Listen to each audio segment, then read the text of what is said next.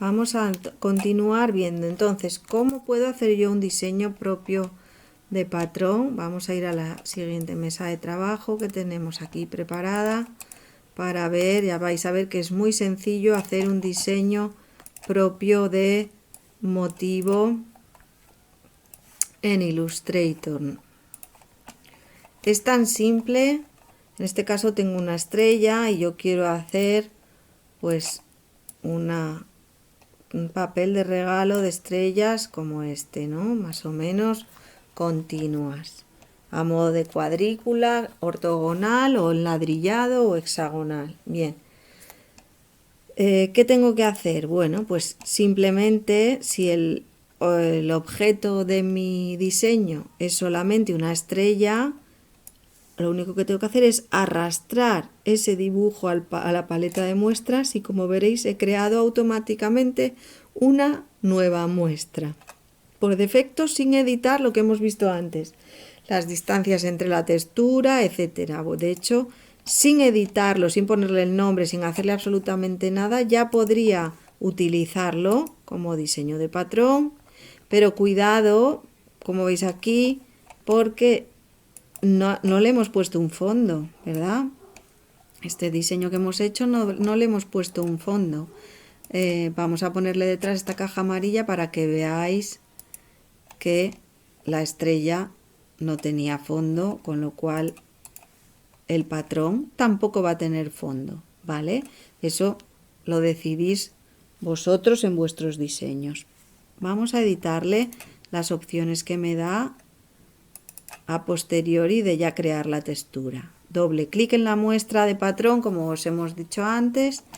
Bien, le podría poner un nombre a ese patrón y que no quiero un diseño ortogonal de filas y columnas perfectamente especificadas. Bien, pues lo pongo en ladrillado o lo pongo hexagonal y le doy una distancia mayor al azulejado, ¿vale? Así podría ser para que no sea tan rígido. Superposición no hay porque no me interesa que se superpongan, va a haber una distancia y las copias de previsualización, vale, con esta cantidad me hago una idea. Podría haber 3×3, pero bueno, la distancia, perdonar que ahora le he puesto mucha, se ha ido a los cerros de Úbeda.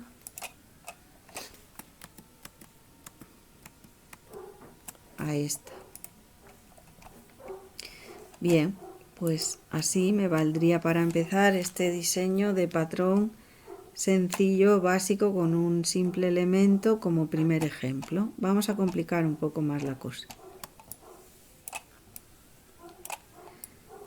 En este caso quiero tener un patrón en el que no se reconozca tan fácilmente el módulo. Por tanto, he hecho un pequeño dibujo que además, como veis, ya intenta enmarcarse dentro de una forma más o menos cuadrangular. Podría ser también el ladrillado no cuadrangular, eso lo veremos un poco más adelante. Pero en este caso, de segundo nivel de complejidad, voy a buscar una forma relativamente cuadrangular que sigue teniendo el fondo transparente. Y como veis, lo único que tengo que hacer es arrastrarlo a el modelo de patrón. Lo tengo prediseñado, tengo el relleno ahora seleccionado, bueno, selecciono ese relleno y contorno de línea amarillo y hago otro diseño. Como veréis, una cuestión importante a la hora de hacer mis diseños de rellenos de patrones es la escala en el momento en el que hago el arrastre, porque veis, voy ahora a hacer la caja más pequeña. Tengo posibilidades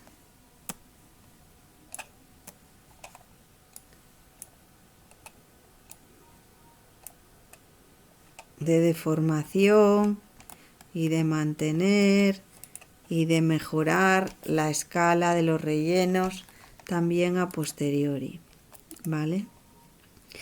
En este caso, estos irregulares son bonitos porque es difícil encontrar el módulo visualmente cuando se hacen, y más aún si no son de cuadrícula, ¿no? Si les damos una opción en vez de cuadrícula de ladrillo, aún es más difícil de encontrar el módulo. Incluso voy a bajar el número de fichas para que veáis 3×3, que así veis hasta dónde llegan los módulos. Incluso hay otra opción muy interesante, que es esta, la de trabajar con el azulejo. El azulejo llamamos a esta forma que se repite, ¿vale? Como un embaldosado, como hacer en el suelo, en caso de ladrillos o de hexágonos. Si yo selecciono con esta herramienta el azulejo, lo que puedo hacer es editar, ¿veis? Ese ancho y ese alto que antes lo cambiaba con valores numéricos, aquí lo puedo hacer con la herramienta directamente distanciando del dibujo con la herramienta, ¿vale? Eso conforme el diseño pues os ayudará. A este le vamos a llamar cielo, ¿no?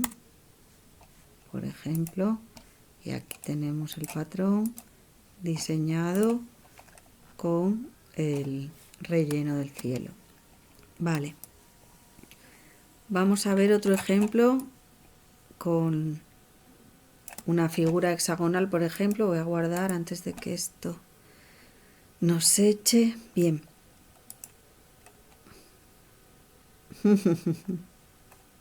Si antes lo digo. Vale. Vamos a probar, por ejemplo, con esta figura. Y vamos a hacer un relleno de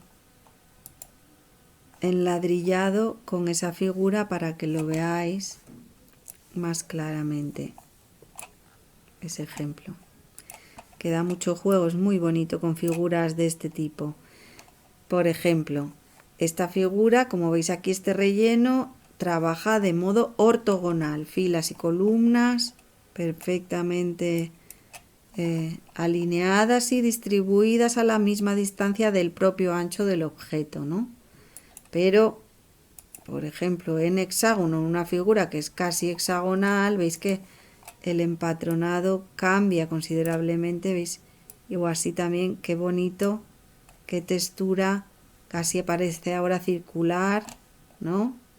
Muy bonita.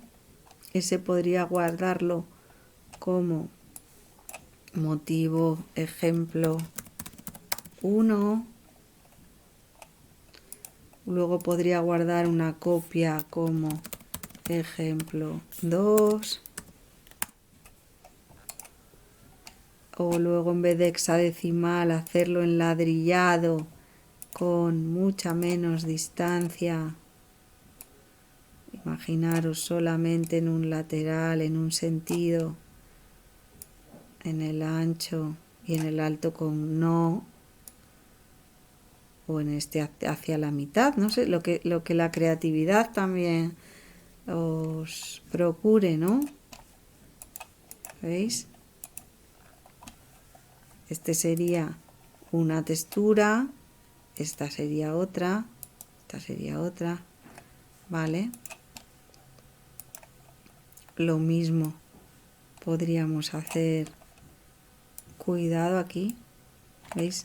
Se estruja, es decir, el patrón no se adapta a la figura nada más que en el momento de darle el relleno, ¿vale? No luego. Ahora ya sí lo podríamos poner sin deformar, ¿veis? Si la deformo, la figura se deforma con el patrón. Y lo mismo con este elemento, por ejemplo, vamos a hacer otro relleno con el cohete, pero con el cohete con una forma de superposición, ¿vale? ¿Veis? Mucho mayor, incluso podría, vamos a,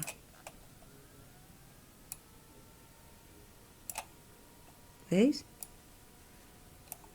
rotarle, que no se superponga lateralmente de abajo al revés, de abajo arriba, de arriba abajo o de un lado al otro. Bueno, pues eso el que decidáis es el que se va a superponer.